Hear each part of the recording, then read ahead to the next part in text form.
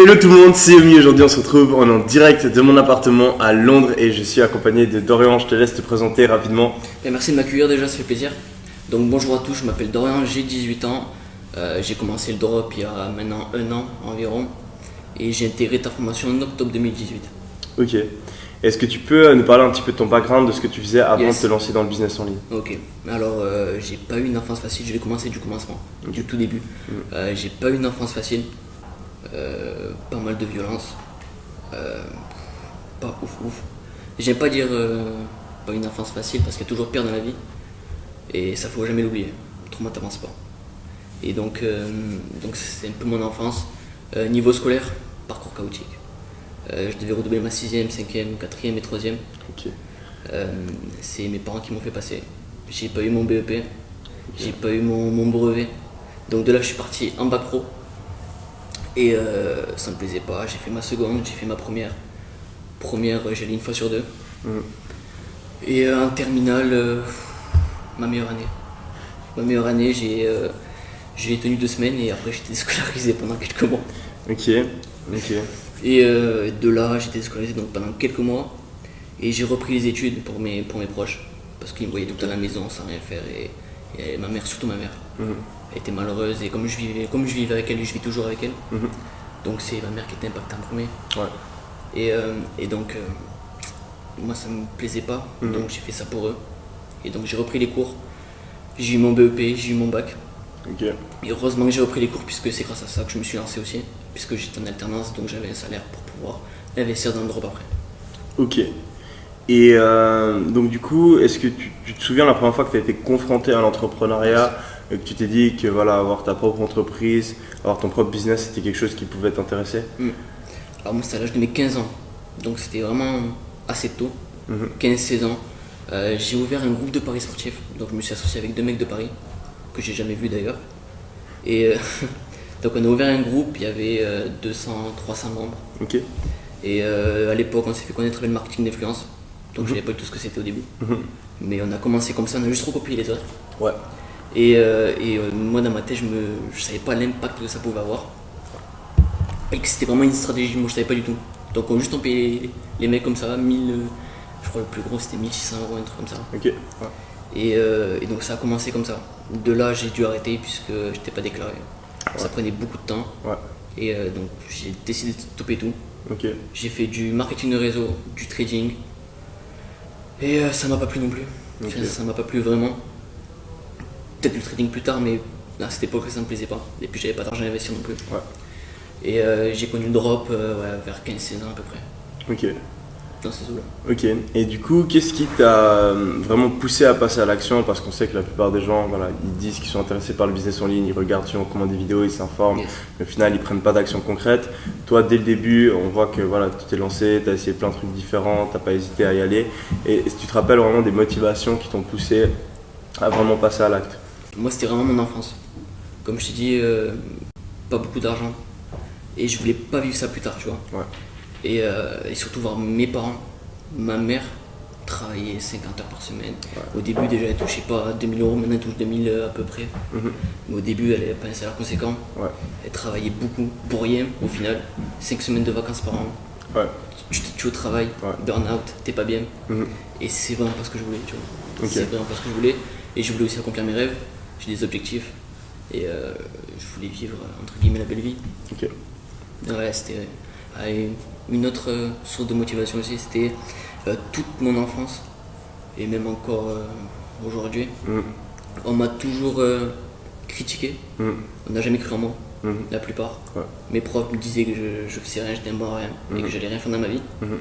Et on dit toujours faire tout pour soi-même. Mais moi je l'assume et c'est très important, même toi tu le dis dans ta formation, même si vous avez des sources de motivation entre guillemets égoïstes, c'est pas grave, tant que ça vous motive, il faut foncer. Ouais. Et donc moi c'était ça aussi, c'était que je voulais montrer aux autres, prouver aux autres que moi je pouvais le faire. Ok. Et vraiment leur faire fermer leur bouche. Ok. Et donc ouais, ça c'était vraiment c'est toujours une grosse motivation. Ouais. Ok. Bah c'est toutes les motivations que tu as énoncées, c'était plus ou moins les mêmes que j'avais quand je me suis lancé. Et c'est bien de prendre tout ce qu'on peut pour vraiment nous préparer à y aller parce que voilà, on sait que le business en ligne c'est du travail. Et il faut avoir les motivations nécessaires pour arriver à atteindre les résultats. Et donc du coup, est-ce que tu peux un peu nous parler de comment ça s'est passé pour toi depuis tes débuts dans le dropshipping, peut-être des erreurs que tu as faites, et puis de comment est-ce que ça s'est passé et qu'est-ce qui t'a permis de décoller en fait. Ok. Alors, à l'âge de mes 17 ans, je me suis dit, en fait, j'avais déjà un coup de cœur pour le drop et le e-commerce en général, à l'âge de mes 15-16 ans. Mais comme j'étais trop jeune, c'est trop la galère. Vraiment jeune, c'est galère. Et ma mère n'y croyait pas du tout. Ouais. Et donc, je me suis dit, à 17 ans, j'y vais à fond. Je forme pendant 1 an. Et à 18 ans, je me lance. Donc pendant 1 an, j'ai bouffé de l'information. En octobre 2018, donc c'était pendant cette année-là. Donc fin d'année, j'ai acheté ta formation. Et le jour de mes 18 ans, et véridique, le jour de mes 18 ans, la première chose que j'ai fait, c'est créer ma société. Le jour de mes 18 ans, j'ai créé ma société. Et là, c'était parti, j'ai eu 5 000 € de mes grands-parents pour mon anniversaire, qui permettait normalement de payer la voiture et le permis. Tout est parti dans le drop. Et donc j'ai tout perdu. Mes salaires en alternance sont partis aussi dans le drop pendant quelques mois. Et j'ai tout perdu aussi. Et donc en quelques mois, j'ai perdu 8K à peu près. 8K. Et comment est-ce que tu as perdu cet argent et est-ce que tu penses que tu aurais pu éviter cette perte d'argent? Je pense que j'ai fait l'erreur de beaucoup de personnes. J'ai laissé parler mes émotions et ça c'est la chose qu'il ne faut jamais faire. Clairement, si j'avais un produit, mes premiers résultats, je faisais 200-300 € par jour. Et c'était juste, là, à cette époque, je pétais ma tête parce que je venais juste de me lancer 1 ou 2 mois et c'était vraiment mes premiers résultats, donc 200-300 € par mois, et par jour, pardon. Et je dépensais, sauf que je dépensais 400 balles en publicité Facebook. Et donc, je regardais que mon chiffre d'affaires. Et pour moi, c'était ce que j'allais empocher à la fin du mois. Sauf qu'à la fin du mois, j'avais pas du bénéfice, mais j'étais en déficit. Et quand j'ai regardé mon compte, j'étais à 700 €. Et là, c'était coup dur. Coup dur. Là, vraiment très compliqué. Mais j'avais un objectif et je voulais rien lâcher. Rien. Impossible. J'avais que ça en tête. J'étais prêt à perdre 25 ans. Ça aurait rien changé. Tous mes proches me disaient d'arrêter. Croyances limitantes. C'est pas possible. Business en ligne, comment tu veux faire de l'argent sur internet? Si c'était faisable, tout le monde le ferait. Ça, c'est la phrase des parents, ça. Et du coup, tout le monde me disait d'arrêter. Et je disais non. J'ai pas lâché.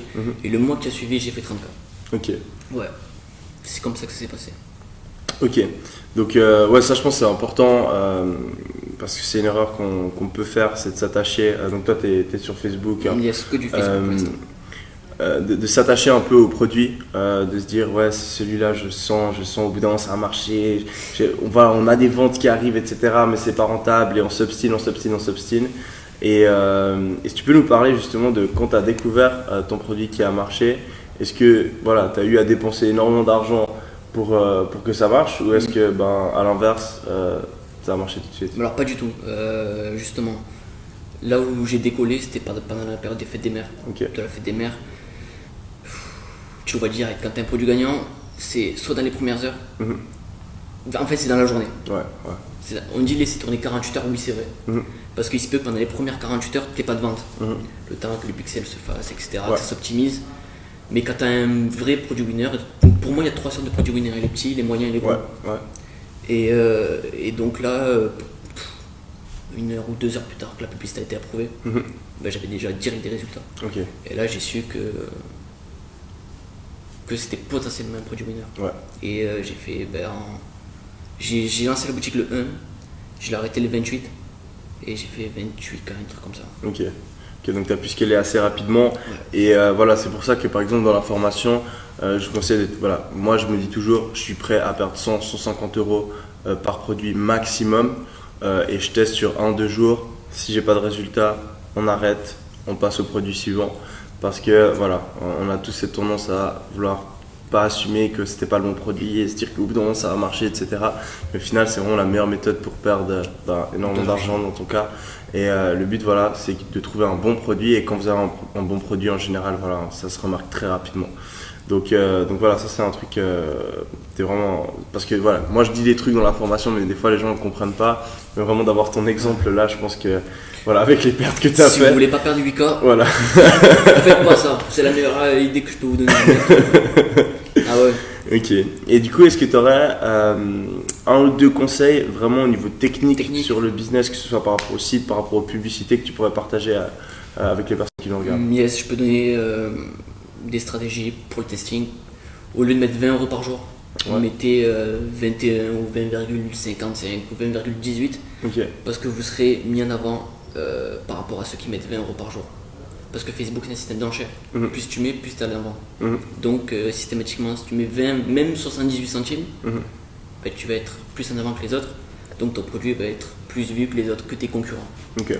Et donc ça c'est la première technique. Et une seconde technique, ouais, pendant la phase de testing, quand vous lancez vos adsets, mettez 3 publicités. Moi il faut savoir que je fais qu'une publicité pour chaque produit, qu'une vidéo. Ok. Qu'une vidéo et je teste pas d'autres vidéos. Ok. Et donc je mets 3 publicités pour l'adset. Ok. Et donc je laisse tourner. Je fais par rapport au CTR et par rapport à ROS. Mhm. Et si c'est pourri, je coupe. Et je laisse que les publicités qui marchent. Ok. Ok, intéressant. Ouais. Moi aussi, ce que je fais, et peut-être je te conseille de le tester, d'essayer de faire juste de changer les 3 premières secondes de la vidéo. Parce que ça peut aussi faire un changement, surtout quand tu es en train de scaler. Ben, dans mon dernier produit, j'ai fait ça. Ok. Dans mon dernier produit, ben, là où je me suis fait bloquer. Ok. Et j'ai fait ça en fait, si tu veux, ben, j'ai fait 25K en 10 jours. Ok. Et lookalike qui marchait, ROS de 7, 6. Ok. Sauf que je voyais que mes lookalike en France, ils s'est plus au taquet, tu vois. Ok. Et non, là, j'ai pas changé la vidéo, j'ai juste changé le texte. Ok. Ouais, ça Et aussi. c'est un peu reparti. Ok. Et ça m'a permis aussi de un peu redécoller. Mais un jour plus tard, je me suis fait bloquer. Donc, Ok. l'entrepreneuriat. Ouais, non, c'est normal. C'est vrai qu'en ce moment, il y a pas mal de blocages sur Facebook, c'est normal. On n'a pas encore de vraies solutions. La plupart du temps, il faut juste essayer de harceler support. Et puis aussi, au bout d'un moment, si ça marche pas, recréer un compte Facebook. Je sais pas comment toi ça Une s'est technique. passé. Moi, je me suis fait bannir carrément. Ok. Ils n'ont pas parlé chinois avec moi. Ils se sont dit, ok, lui, on va le mettre sur le Teco. Non, moi, ils n'ont pas parlé chinois, ils m'ont banni. Impossible de recréer de business manager. Ok. Rien du tout, avec mon compte perso. Ok. Donc, j'ai recréé un compte perso. Mhm. Au début, j'ai recréé un compte perso, je me suis fait ban Ok. une deuxième fois. Mhm. Donc, j'ai recréé un troisième compte perso. Ouais. J'ai rouvert un BM, un business manager. Ouais. Et là, avant de lancer les pubs, j'ai fait vérifier mon entreprise. Ok. Ouais. Et j'ai vraiment attendu qu'elle soit vérifiée. Ok. Donc, pour ceux qui sont en France, Cabis, ils vont vous demander des factures, plein de trucs comme ça, envoyez tout. Et faites vérifier votre entreprise. Et pour l'instant, j'ai pas eu de problème. Ok. Ok. Intéressant. Croisez les doigts parce que laisse tomber. Ok. Ok, donc si maintenant tu pouvais revenir avec tout ce que tu sais maintenant dans le passé et puis voir le Dorian qui se lance dans le dropshipping, quel conseil tu lui donnerais? Putain, laisse pas parler tes émotions, mec. Ok. La pire erreur. Mhm. La pire erreur. L'une des pires erreurs, je pense. Ouais. Si tu laisses parler tes émotions, tu vas dans le gouffre. Là, Ok. tu t'enfonces très très vite.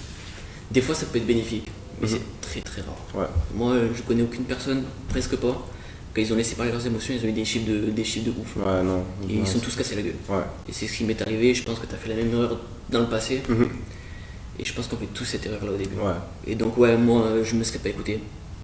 Et j'aurais pas perdu 8K. J'aurais pas perdu 8K. Bon, au final, voilà, ça t'a permis de.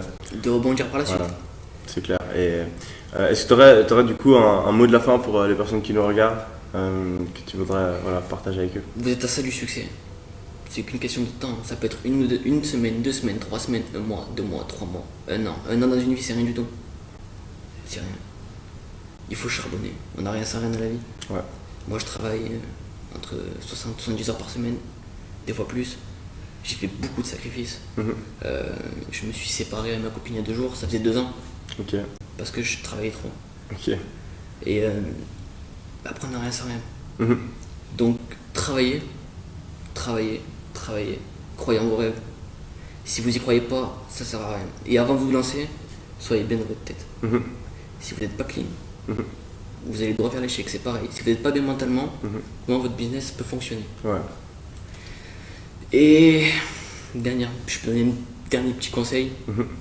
Vous allez faire des choses tous les jours. Si vous faites des choses positives, ça aura un impact sur votre futur Mhm. et ça sera positif. Mhm. Systématiquement. Si vous faites n'importe quoi, dans le futur, il y aura de la merde. Ouais. La loi d'attraction, Ouais. hyper puissant. Moi je suis un ouf avec ça. Ok. Moi dans la douche, je crie, je fais des trucs de fou. Parce que, moi je m'imagine des trucs de fou. Ok. Mais loi d'attraction hyper puissant. Ouais. Je vous conseille vraiment de vous y intéresser. Mhm. Ouais, hyper puissant. Je pense que tu utilises aussi ça. Ouais. Ouais, j'en parle même dans la formation. C'est vraiment un truc que énormément de personnes utilisent dans le business. C'est hyper puissant. Et ça permet vraiment de moduler qui vous êtes pour avoir voilà, les objectifs que vous voulez avoir. Et tu as dit un truc, voilà, on n'a rien sans rien. Pensez à ce que vous voulez vraiment dans votre vie, quels sont les sacrifices que vous êtes prêts à faire pour les atteindre. Voilà, Dorian il a réussi, j'ai réussi, il y a énormément de personnes qui réussissent, c'est possible. Maintenant ça va pas forcément être facile. Et sachez que plus vous faites de sacrifices, plus vous allez arriver vite à vos résultats, plus vous allez avoir de gros résultats. Après, vous n'avez pas besoin non plus de sacrifier toute votre vie, mais Non. voilà, regardez vraiment qu'est-ce que vous voulez dans votre vie, analysez ça, fixez-vous des objectifs, et puis regardez ce que vous êtes prêt à sacrifier pour les atteindre. Donc merci beaucoup Dorian Avec pour plaisir, cette merci à toi. interview. C'est juste ouf. Incroyable. Ouais, top, ça fait plaisir d'avoir pu t'inviter ici. Merci à toi. Et puis j'espère qu'on se revoit prochainement, Yes. peut-être en vidéo. Donc voilà, merci beaucoup. Merci mec.